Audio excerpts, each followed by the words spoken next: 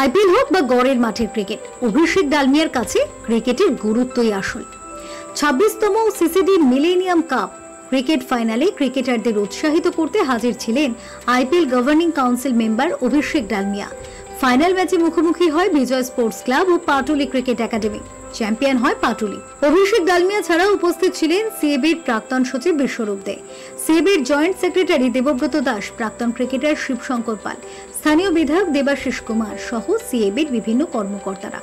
CCD ক্লাবের সভাপতি বীরেন্দ্রনাথ মিত্র ও শান্তনু মিত্রের উদ্যোগে সাড়ম্বরে আয়োজিত হয় এই টুর্নামেন্ট।